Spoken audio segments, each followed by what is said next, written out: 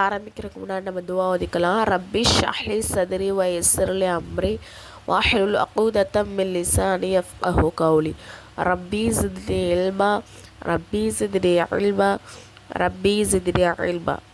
குஃப்ரும் ஷிர்க்கும், அதாவது குஃப்ருனா ஏற்றுக்கொள்ளாமல் இருப்பதற்கு குஃபர் எனப்படும். அதாவது இஸ்லாத்தில் எந்த விஷயம் நம்புறது அவசியம் சொல்லப்பட்டிருக்கோ அது வந்து ஏற்காமல் இருக்கிறது தான் என்ன பண்ணும், குஃபர்னு சொல்லப்படும். உதாரணமாக அல்லாஹ் தஆலாவின் உள்ளமை அல்லது அவனது தன்மைகளின் ஏதாவது மறுக்கிறது அல்லது மலக்குமார்களை மறுத்தல்.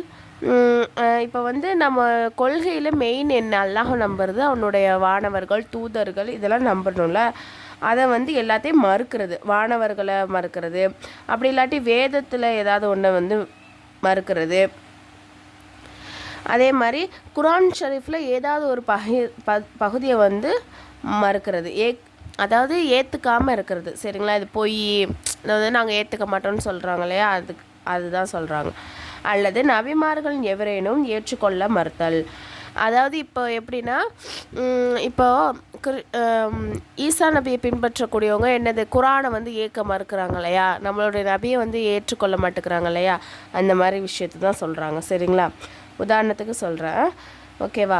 அதுக்கப்புறம் வந்து நபிமார்களை பொய்யர் என்று கூறினால், நபியே கிடையாது, அதுவே ஒரு பொய் தான் அப்படின்னு சொல்லிட்டு சொல்கிறவங்க, அல்லது விதியை மறுத்தல், மறுமையினால், அப்புறம் வந்து மீண்டும் உயிர்ப்பிக்கப்படுதல், அதுக்கப்புறம் வந்து மறுமையினால் எல்லாரும் ஒன்று சேர்க்கப்படுவோம். இந்த அதாவது கொள்கையுடைய அந்த அக்கீதாவுடைய மெயின் விஷயத்தை என்னது மறுக்கிறாங்க அப்படின்னா அது என்னது, குஃப்ராகும். சரிங்களா, இதுதான் சொல்கிறாங்க. எதெல்லாம் உண்மை கடமை, அதாவது தொழுகை நோன்பு ஜக்காத்து இந்த மாதிரி விஷயங்கள்லாம் என்ன பண்ணுறது, மறுக்கிறது, அதை ஏற்றுக்கிறாமல் இருக்கிறது தான் என்னது, அது வந்து குஃப்ரில் போய் சேரும். அவங்க என்ன பண்ணுவாங்க, காஃபிராகி விடுவாங்க. இப்போ ஷிர்க்குனா என்ன அப்படின்னு சொன்னால், ஷிர்க் என்றால் கூட்டாக்குதல் என்பது பொருளாகும். அல்லாவின் உள்ளமை மற்றும் தன்மையின் வேறொருவரை கூட்டாக்குவது, அதாவது பார்ட்னர் ஆக்குறது தான் என்னது ஷிர்க்குன்னு சொல்லப்படும். அதாவது நம்ம என்ன சொல்கிறோம், அல்லாஹ் ஒருவன் மட்டும்தான்.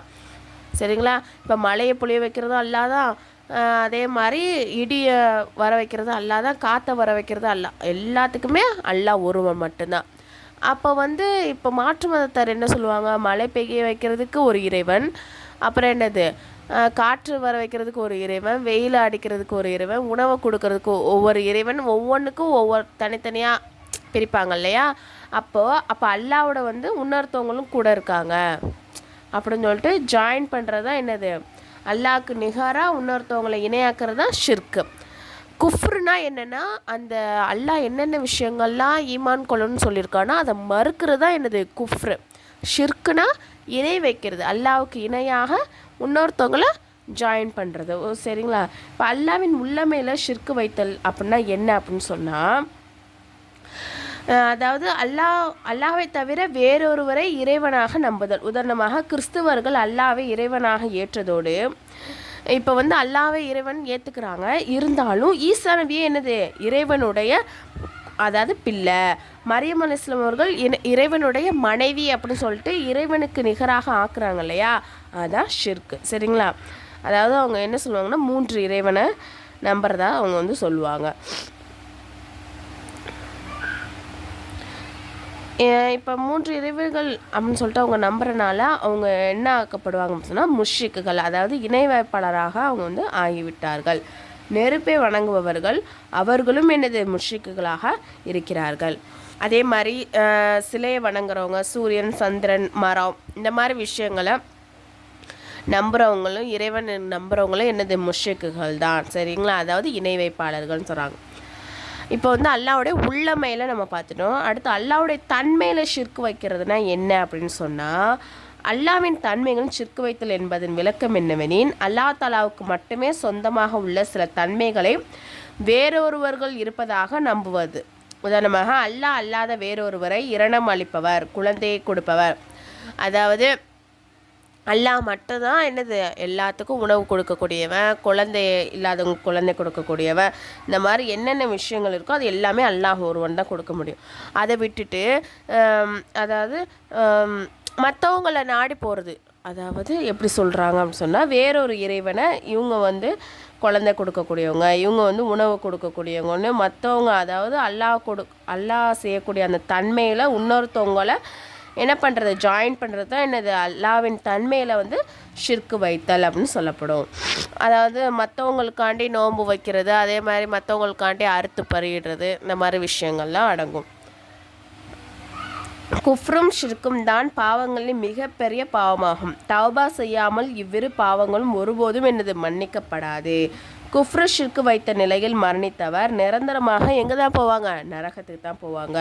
குரான் ஷரீஃபில் ஷிர்க்கு பற்றி அல்லாஹ் கூறுகிறான், இணை வைத்தலை தவிர மற்ற எல்லா பாவங்களையும் அல்லாஹ் என்ன பண்ணுறான், தன் நாடியவருக்கு மன்னிச்சிடுறான்.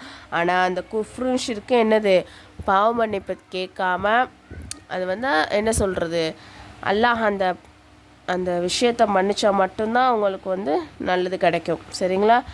அது வந்து ரொம்ப மிகப்பெரிய பாவத்தில் ஒன்று தான் குஃப்ரு ஷிர்க்குமா இருக்குது. சரிங்களா? குஃப்ருனா என்ன சொன்னோம், குஃப்ருனா மறுக்கிறது, அல்லாஹ் சொல்லக்கூடிய விஷயத்த இது இல்லைன்னு மறுக்கிறது. ஷிர்க்குனா அல்லாஹுக்கு இணையாக இன்னொருத்தவங்களை அவங்கள பார்ட்னர் ஆக்குறது, அல்லாஹோட இவங்களும் இருக்கிறாங்க கூட்டாக்குறது தான் எனது ஷிர்க்கு. குஃப்ரை பற்றி அல்லாஹ் என்ன சொல்கிறான் அப்படின்னு சொன்னால், எவர்கள் நிராகரித்து தமது வசனங்களை பொய்யாக்குகிறார்களோ அத்தகைய நரகவாதிகள், அதிலே அவர்கள் என்னது நிரந்தரமாக இருப்பாங்க. இந்த பாடத்தோடைய கொஷின், குஃபர் என்று எதற்கு சொல்லப்படும், கியாமத் நாளை மறுப்பதன் சட்டம் என்ன, ஷிர்க் என்று எதற்கு சொல்லப்படும், அல்லாவின் தன்மையில் ஷிர்க் வைத்தல் என்பதன் விளக்கம் என்ன, அஞ்சாவது வந்து குஃப்ரு ஷிர்கின் மரணித்தவர் நிரந்தரமாக இருக்கும் இடம் எது. அடுத்த பாடம் என்ன அப்படின்னு சொன்னால், பிற மத பண்டிகையின் நமது நிலைப்பாடு. அதாவது மாற்று மதத்தாருடைய சடங்குகளின் இணை வைப்புகள் நிரம்பி காணப்படுது. அது உண்மைதானே? மற்றவங்க கொண்டாடக்கூடிய அந்த பண்டிகைகளில் எது அதிகமாக இருக்கும்னு சொன்னால் இணை வைப்புகள் தான் ஜாஸ்தியாக இருக்கும். அப்போ அப்படிப்பட்ட பண்டிகைகளில் நம்ம என்ன பண்ணக்கூடாது, கலந்துக்கிறது எனது ஹராம். என்னென்ன பண்டிகை அப்படின்னு சொன்னால், அந்த பண்டிகைகளை கொண்டாடுவது, மாற்று மத பண்டிகைகளை கொண்டாடுறது, அதே மாதிரி அவங்களோட சேர்ந்து என்னது கொண்டாடுறது, அப்புறம் அந்த பண்டிகைக்காக அவங்களுக்கு ஹெல்ப் பண்ணுறது, அதே மாதிரி அந்த பண்டிகைக்காக நன்கொடை சந்தா இந்த மாதிரி விஷயங்கள்லாம் செய்கிறது. அந்த பண்டிகை அன்னைக்குன்னு நம்ம வீட்டில் வந்து சந்தோஷத்தோட பொருட்கள் வாங்கி அந்த மாதிரி கொண்டாடுறது. சரிங்களா? விருந்து சமைப்பது. அதே மாதிரி பிற மத வழிபாட்டு கூட்டங்களில் என்னது பண்ணுறது, கலந்துக்கிறது, இது எல்லாமே செய்யக்கூடாது. அப்படி அவங்க வந்து அதாவது ஒரு முஸ்லீம் அதில் கலந்துக்கிட்டாங்க அப்படி, அதாவது நன்மைக்குரியதாக நினைத்து ஒரு முஸ்லீம் செஞ்சாங்க, இந்த விஷயத்தெல்லாம் செஞ்சாங்க அப்படின்னு சொன்னால் அவன் ஈமான் என்ன ஆயிரும், குறையாகிவிடும். அவற்றை தெரிந்தோ செய்தால் அவர் குற்றம் செய்தவர் ஆவார். முஸ்லிம்களான நாம் அனைவரும் பிற மத பண்டிகையை கொண்டாடுவது, அவற்றில் கலந்து கொள்வது என்னது கூடாது. இந்த பாடத்தோட கொஸ்டின் வந்து, பிற மத பண்டிகைகள் எவ்வாறு உள்ளன, பிற மத பண்டிகைகள் கலந்து கொள்வதை பற்றி விளக்குக, இப்பண்டிகையும் கலந்து கொள்வதன் சட்டம் என்ன. அடுத்த பாடம் வந்து மறுமை நாளையுடைய அடையாளங்கள்.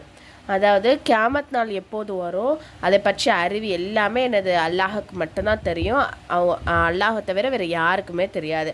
ஆனால் வந்து அதாவது எப்போ வரும்னு தெரியாது. அதோடைய அடையாளங்கள்லாம் என்னது அல்லாஹின் மூலமாக ரசூலுல்லாஹி அலைஹி வஸல்லம் வந்து நமக்கு வந்து சில அடையாளங்கள்லாம் நம்ம சொல்லிக்கிட்டு இருக்காங்க. சரிங்களா? இந்த அடையாளங்கள் நடந்துச்சு அப்படின்னு சொன்னால் கியாமத் நாள் வந்து நெருங்கிருச்சுன்னு அர்த்தம். அப்போது அதை வந்து 2 வகையாக பிரிக்கிறாங்க. என்ன அப்படின்னு சொன்னால், சிறிய அடையாளங்கள், பெரிய அடையாளங்கள். அலாமத்தே சுக்ரா, அலாமத்தே குஃப்ரா. சரிங்களா? இப்போ சிறிய அடையாளங்கள் மட்டும் நம்ம பார்க்கலாம். இந்த சிறிய அடையாளங்கள் எப்போ இருந்து ஸ்டார்ட் ஆகுது அப்படின்னு சொன்னால், நபி ஸல்லல்லாஹு அலைஹி வஸல்லம் அவர்கள் பிறந்ததிலிருந்து, சரிங்களா, ரசூல்லா பிறந்ததிலிருந்து ஹடத் மஹதி அலைஹிஸ்ஸலாம் அவர்கள் வெளிப்படும் வரை ஏற்படக்கூடிய அடையாளங்கள் அனைத்தும் என்ன தான், சிறிய அடையாளங்கள் தான். இமாம் மஹதி இன்னும் வரல. சரிங்களா? அப்போ அதுவரை எல்லாமே சின்ன அடையாளங்கள் தான். என்னென்ன அப்படின்னு சொன்னால், மார்க்க கல்வி வந்து எடுபட்டு போயிடும், அறியாமை வந்து என்ன ஆயிரும், அதிகமாக ஆயிரும். அதே மாதிரி மது அருந்துறது, கொலை செய்கிறதுலாம் என்னது சர்வசாதாரணமாக பரவலாக ஆயிரும். அதே மாதிரி பெண்கள் அதிகமாக இருப்பாங்க, ஆண்கள் வந்து குறைவாக இருப்பாங்க. நிலநடுக்கம் ஏற்படும். மக்கள் வந்து உயரமுறையமான என்னது கட்டடங்களை கட்டுவாங்க. அதே மாதிரி வேலையில் தவறிழைத்தல், அதே மாதிரி உள்ளத்தில் வந்து பேராசை வந்து அதிகமாகும். அதே மாதிரி இசை கருவி மற்றும் பாடும் பெண்கள் என்னது அதிகமாயிருவாங்க. தாய்க்கு மாறு செய்து மனைவிக்கு என்னது கட்டுப்பட்டு வழிபட்டு நடப்பாங்க. பெரிய அடையாளங்கள் இமாம் மஹதி அலைஹிஸ்ஸலாம் அவர்கள் வெளிப்பட்டதுலேருந்து எனது சூர் ஊதப்படும் வரை ஏற்படும் அடையாளங்கள் என்னது பெரிய அடையாளங்கள். என்னென்ன 10 அடையாளங்கள் தான் பெரிய அடையாளங்கள். ஃபஸ்ட்டு வந்து இமாம் மஹதி அலைஹிஸ்ஸலாம் வந்து வெளிப்படுறது. ரெண்டாவது வந்து தஜ்ஜால் வெளியாகுதல். மூணாவது வந்து ஈசா அலைஹிஸ்ஸலாம் அவர்கள் வந்து என்னது வானத்திலிருந்து இறங்குதல். நாலாவது யாஜூஜ் மாஜூஜ் கூட்டத்தினர் வெளியாகுதல். 3 பெரும் பூகம்பங்கள் உண்டாகும். அவற்றில் ஒன்று கிழக்கிலும் இன்னொன்று என்னது மேற்கிலும் மற்றொன்று அரபு தேசத்திலும் ஏற்படும். அப்புறம் புகை கிளம்புதல். சூரியன் என்னது மேற்கிலிருந்து உதயமாகுதல். இந்த சூரியன் மேற்கில் உதயமாயிடுச்சு அப்படின்னு சொன்னால் நம்மளுடைய அதாவது தௌபாவுடைய வாசல் வந்து அடைக்கப்பட்டுரும். அதுக்கப்புறம் நம்ம என்ன பாவ மன்னிப்பு கேட்டாலும் அது ஏற்றுக்கொள்ளவே படாது. அப்புறம் தேபத்துல் ஆர்ல் என்னும் ஒரு ஆச்சரியமான பிராணி வந்து எனது பூமியிலிருந்து புறப்படுதல். யமன் தேசத்திலிருந்து நெருப்பு வெளியாகுதல். நறுமணமுள்ள ஒரு காற்று வீசுதல். அதனால் என்னது முஃமின்கள் எல்லாருமே வந்து இறந்துடுவாங்க. இந்த அடையாளங்கள் அனைத்தும் வந்த பின்னர் என்னது கியாமத் நாள் வந்து திடீர்னு ஏற்படும். இந்த படத்தோட கொஸ்டின், பெரிய அடையாளங்கள் என்று எதற்கு சொல்லப்படும்? பெரிய அடையாளங்கள் எத்தனை? அவை யாவை? ட்ரீம் மொல்லமா கோர்ஸ் இதில் வந்து ஜாயின் பண்ணுற விருப்பம் உள்ள ஒன்லி லேடிஸ் மட்டும் கீழே வந்து டெலகிராம் லிங்க் வந்து கொடுத்துருக்கேன். அந்த குரூப்பில் வந்து ஜாயின் பண்ணிக்கோங்க. அதில் வந்து மற்ற டீட்டெயில்ஸ்லாம் இருக்குது.